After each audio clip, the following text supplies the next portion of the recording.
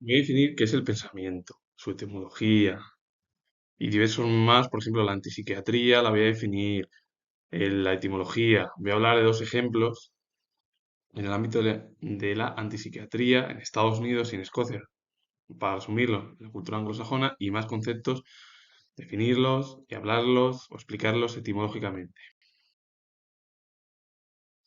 El primero de ellos es el trastorno de personalidad antisocial, el TPA, que es el diagnóstico del DMS5 que se solapa con la psicopatía, concentrándose en patrones conductuales antisociales, comportamiento delictivo, violación de normas. Ese trastorno de personalidad antisocial es lo que provoca a lo mejor que se está muy relacionado con la psicopatía y puede provocar conductas antisociales en las personas y lleva a cabo pues, a través de comportamiento delictivo, que vaya en contra de las normas, cualquier cosa. Algo que es muy peligroso que puede provocar trastornos además en la propia personalidad de cada persona. El pensamiento es la facultad mental de formar ideas, conceptos y representaciones de la realidad, procesando información, razonando, reflexionando y creando juicios, siendo una actividad fundamental para la cognición y el aprendizaje y la toma de decisiones, influenciada por la experiencia y la emoción y que se manifiesta en formas diversas como puede ser el pensamiento crítico, creativo o abstracto. Y también se refiere a un conjunto de ideas de una época o una persona o incluso una idea o sentencia breve y profunda. Dependiendo de lo que puede ser el pensamiento, es lo que se puede llevar a cabo, lo que tú llevas a cabo en tu ámbito de la experiencia, las emociones y lo que refleja a través de lo que se escucha, ya sea lo que expliques tú o lo que te digan otras personas y tú lo vas recogiendo y vas recogiendo información, pero también puedes llevar a cabo diversas formas, un pensamiento creativo, abstracto, crítico, o luego, por ejemplo, es un conjunto de ideas de algún periodo histórico, por ejemplo, la filosofía, pues por ejemplo, Platón, Aristóteles, eh, cualquier recorrido, por poner algún ejemplo, por ejemplo, Sartre, Michel Foucault, Foucault también, y otros tantos pensadores en el ámbito de la filosofía, la sociología, la psiquiatría, la psicología, la pedagogía, todo. Y luego están también la historia, el arte y la literatura. El término pensamiento etimológicamente viene del latín, que es pensar, y que es pesar, calcular o estimular, y el sufijo miento, que indica acción y efecto, significando literalmente el resultado de comparar pesos en una balanza y evolucionando a la actividad mental de forma pues, ideas y juicios, resultado del proceso cognitivo de la mente. Antiguamente se llevaba a cabo con un pensamiento literalmente que era el resultado de comparar pesos en una balanza. Esto ya evolucionó al ámbito de que se dejan a cabo ideas, juicios a través de la mente. A partir de ahí es un proceso cognitivo que vas recogiendo, pues es el pensamiento, recogiendo ideas y luego ya las puedes transformar en tu propio pensamiento. ¿Que puede ser correcto? No, porque cada uno tenemos una forma de pensar diferente. Cada uno tiene su propia verdad aunque se intente llevar a cabo de forma objetiva. Lo que pasa es que el ser humano, pues no es objetivo. Y lo digo yo siendo historiador. A partir de ahí he hablado o definido el concepto de pensamiento, la etimología del pensamiento, bueno, el término al final, y luego, bueno, pues he hablado, voy a definir algunos, por ejemplo, el pensamiento deductivo de lo general a lo particular, que va de lo general y se centra en algo particular. El pensamiento inductivo es de lo particular, algo ya más, es decir, de algo específico, algo ya o en su conjunto sería. El pensamiento creativo genera ideas nuevas y originales, por ejemplo, los artistas, los filósofos, los historiadores, cualquiera. Incluso hasta cualquier ámbito en la profesión laboral también de las ciencias sociales como de las ciencias. El pensamiento crítico analiza y evalúa ideas, evitando prejuicios y falacias. Un pensamiento crítico es aquel que se lleva a cabo a través del análisis y evaluación de ideas, evitando ya prejuicios y falacias más o menos, el entendiendo cómo sería la estructura de que cada uno tenemos una forma de pensar diferente. El pensamiento abstracto trabaja con conceptos sin necesidad de referentes físicos concretos. Que lo abstracto es lo que tenemos nosotros en nuestra mente, puede ser ese ejemplo, porque no es algo que se lleve a cabo a través de lo que se ve a través del mundo de los sentidos, o el mundo sensible, como hablaban en su momento y siguen hablando muchos filósofos y en general el mundo o los intelectuales de las ciencias sociales. La neurología es la especialidad médica que tiene competencia en el estudio del sistema nervioso y de las enfermedades del cerebro, la médula, los nervios periféricos y los músculos. La neurología ha sido considerada por algunos la especialidad clínica por excelencia. Un neurólogo lo que se encarga de llevar a cabo un estudio del sistema nervioso, cerebro, la médula. el cerebelo, por ejemplo, los nervios periféricos, los músculos. Es un ejemplo así de la manera de entender. Y por ejemplo, neurología, su término viene del griego, neuro es nervio, logía es estudio, ciencia de, tratado, por lo que etimológicamente podríamos considerar que la neurología es el estudio de los nervios o del sistema nervioso. Una rama de la medicina que se ocupa de sus enfermedades y que la acuñó el médico británico Thomas Willis, que por cierto hablé sobre un vídeo sobre Thomas Willis también, por si alguien lo quiere ver o le interesa ese vídeo, sobre que hablé, di algunos datos biográficos sobre el médico británico Thomas Willis, y él la acuñó en el siglo XVII. Estamos hablando de ya 400 años. Es decir, que ya desde el Renacimiento, la Edad Moderna, ya había ya médicos, por ejemplo, Miguel Servet, que fue científico y a la vez teólogo, muy importante y muy conocido. Bien, ha habido ya médicos y ya en el siglo XV, XVI, todo el periodo de la modernidad es cuando comenzó la estructura científica, la filosofía y las artes en general o las humanidades. Un psicópata es una persona con un trastorno de la personalidad caracterizado por una profunda falta de empatía y remordimiento, gran capacidad de manipulación y encanto superficial, egocentrismo, impulsividad y comportamientos antisociales sin que necesariamente implique violencia o criminalidad, aunque a menudo se asocie con ellos. Está claro, suelen ser personas que bueno, pues mienten mucho, mentirosos, superficiales afectivamente, egocéntricos, tener una necesidad constante de estímulos, usando a otros como objetos para sus fines. Es decir, un psicópata es aquel persona que intenta llevar a cabo como una especie de manipulación con el objetivo de quedar bien con los demás, pero a lo mejor luego en su ámbito familiar se comporta de una manera como se comporta de otra manera con el resto de la gente de fuera.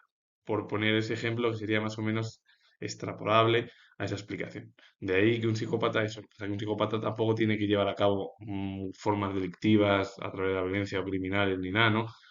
También puede ser a través de decir cualquier idea y que provoque a lo mejor la otra persona un insulto o cualquier otra forma de pensar de que esa persona.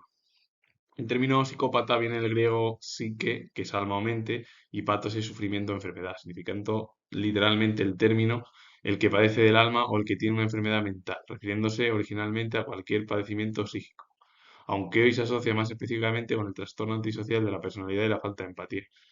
Antiguamente se podría decir que eran gente que tenía más problemas en el ámbito de la estructura, pero para decirlo más bonito y quedar bien en la actualidad es que tenga a lo mejor un trastorno antisocial de la personalidad y la falta de empatía pues, con el resto.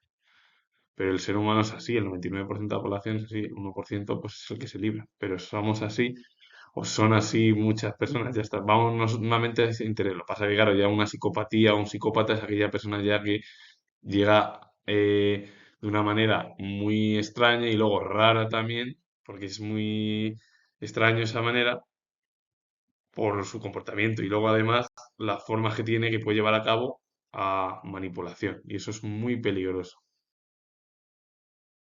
La psicopatía es un trastorno de la personalidad complejo, en un diagnóstico oficial por sí mismo, caracterizado por una marcada falta de empatía y remordimiento, egocentrismo, manipulación y comportamientos antisociales, aunque puede presentarse en grados variables. A veces, pues sin criminalidad, como sería, por ejemplo, una persona que es una psicópata, por ejemplo. Lo que pasa es que, claro, los rasgos incluyen falta de culpa, encanto superficial, mentiras, explotación y a menudo se vincula con el trastorno de personalidad antisocial, que es el que he hablado en la segunda diapositiva, que es cuando esa persona tiene una serie de problemas en su propia personalidad y se comporta de una manera en el ámbito familiar y otra en el ámbito, por ejemplo, social. Es por poner un ejemplo. Y eso además es lo que se extrapola además a ese propio conocimiento del ser humano. El ser humano es de una manera y también es complejo a su vez.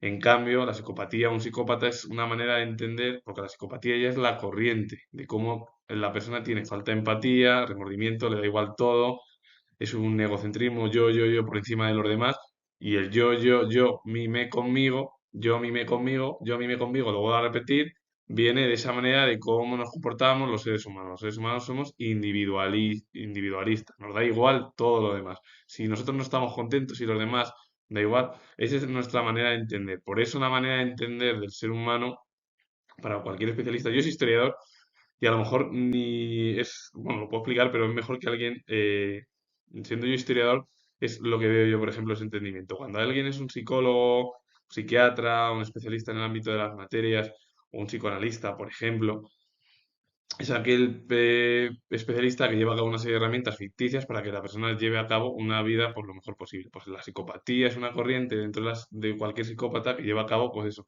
intentar engañar, intentar llevar a cabo mentiras, manipular, por ejemplo. De ahí que psicopatía viene del griego psique como psicópata, que es alma o mente, y patos es sufrimiento o enfermedad.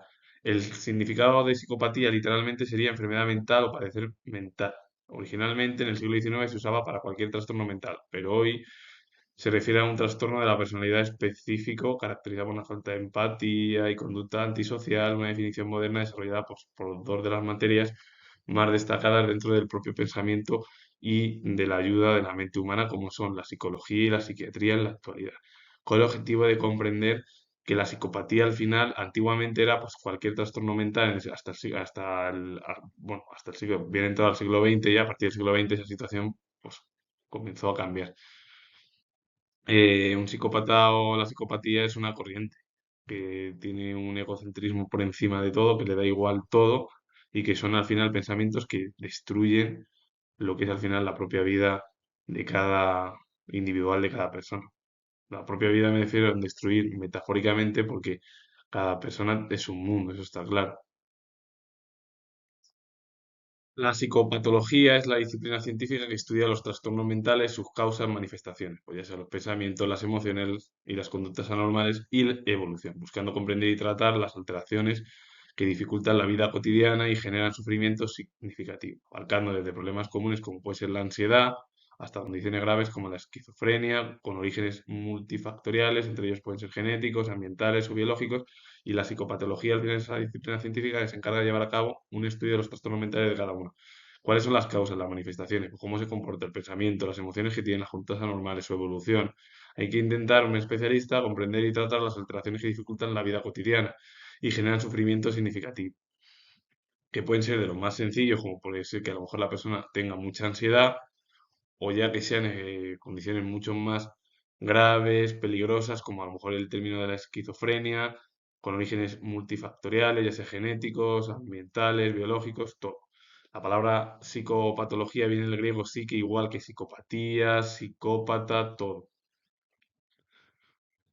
Y sí que significa alma o mente, patos es enfermedad o sufrimiento, y la logía, el término logía ya cuando es psicopatología, logos es estudio tratado. En esencia significa literalmente el estudio de las enfermedades del alma o la mente, refiriéndose al estudio científico de los trastornos psicológicos y sus manifestaciones. Porque por ejemplo, la psicopatología lo que intenta llevar a cabo es un estudio de cómo se comportan las personas, a través de las emociones, los pensamientos, las conductas anormales, su evolución, cómo se comporta en un ámbito o en otro. Eso es lo que llevan a cabo al final los propios especialistas, psiquiatras, psicólogos y, por último, también psicoanalistas que intentan y siguen descubriendo y generando grandes eventos que ayudan además a comprender a veces lo que sucede porque ellos incluso hasta lo dicen y lo explican. La mente humana es un órgano muy complicado, pero a la vez es un mundo y para muchos especialistas de lo que hablan del ámbito del conocimiento es muy complicado, pero es muy divertido porque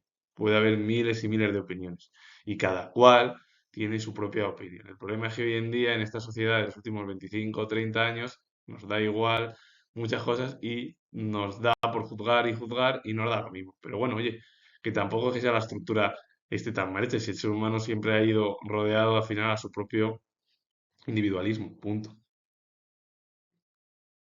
Thomas Sachs fue profesor emérito de psiquiatría estadounidense en la Universidad de Syracuse, en Nueva York, reconocido crítico de los fundamentos morales y científicos de la psiquiatría y uno de los referentes de la antipsiquiatría, aunque no se identificara con esa corriente. Y voy a definir, por cierto, el término antipsiquiatría etimológicamente también.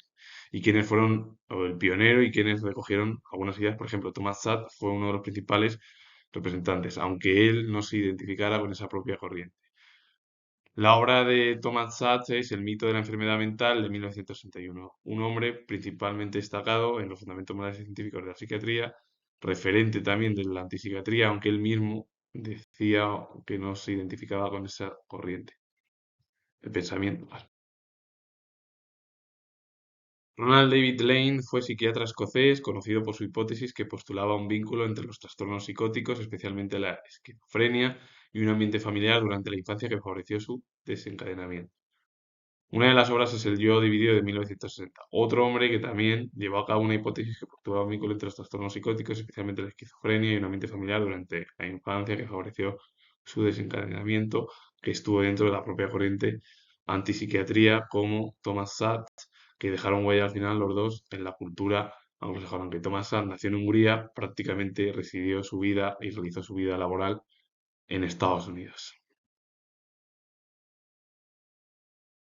La antipsiquiatría fue un movimiento crítico surgido en los años 60, que cuestionó los fundamentos, diagnósticos y prácticas de la psiquiatría tradicional, viéndola como una forma de control social y negando la enfermedad mental como una identidad médica, proponiendo alternativas basadas en lo social y comunitario y promoviendo la desinstitucionalización, aunque sus enfoques varían mucho entre sus figuras clave, han sido criticados por su cientificidad y el riesgo de desproteger a pacientes vulnerables. Entender cómo la psiquiatría, que se dice la antipsiquiatría, que surgió en los años 60, acá en los años 60, 1960, que hablaba de que se supone que la psiquiatría es mala si un psiquiatra, un psicólogo, un psicoanalista o cualquier especialista de ellos lleva a cabo malas praxis, es muy raro. Y yo lo digo siendo historiador, porque es una pregunta un poco tonta, absurda, porque la antipsiquiatría se creó con el objetivo de llevar a cabo una especie de corriente, de decir, es que la psiquiatría te controla. Pues como tienes que estar encerrado, a lo mejor si la antipsiquiatría se lleva a cabo en lo social, lo comunitario, con el objetivo de que todo el mundo se pueda entender y que la vida social, los problemas que hay, pues no tiene mucho sentido, porque además antipsiquiatría en sí, etimológicamente viene del prefijo anti, que está contra, es contraria a, psique es contraria encima al alma, que es alma o espíritu, y luego iatros, que es médico. Entonces, significando literalmente, el término antipsiquiatría es, etimológicamente es contra la psiquiatría.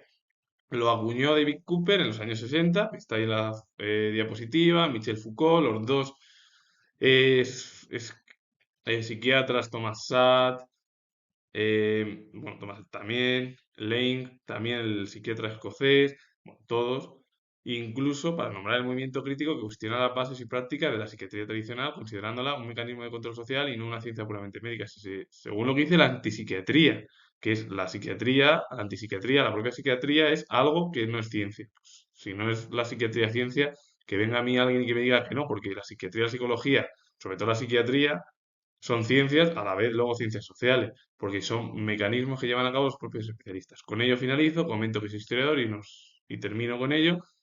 Y si os ha gustado, darle a like, suscribiros, comentar, repito de nuevo que soy historiador y nos vemos en el próximo vídeo.